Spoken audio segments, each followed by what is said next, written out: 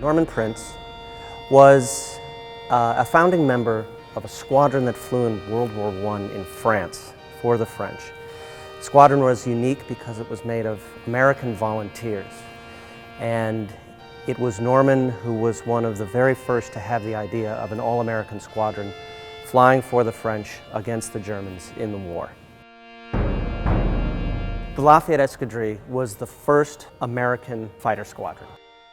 They flew for the French, but it was all Americans. And I've had two former chiefs of staff of the United States Air Force tell me they were the founding fathers of the United States Air Force. At the beginning of World War I, the airplane was still a very new invention.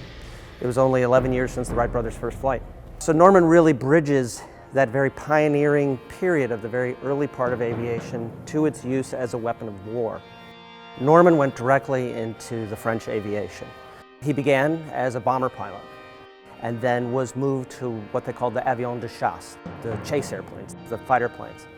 He was killed coming back after escorting a bombing mission. In the evening, in the dark, Norman's eyesight was not particularly good. He came in a little low and his airplane snagged a high-tension line and flipped, and he was mortally injured in the crash and died a few days later. Norman's father, Frederick Henry Prince Sr., did not want Norman to become an aviator at all. When Norman was killed, it was a terrible blow to his father, and he really wanted Norman to receive special recognition for his role in founding the unit, and felt it would be better for him to be recognized here. The Prince family commissioned Paul Landowski, who was most famously known as the sculptor of Christ the Redeemer in Rio, to design this tomb.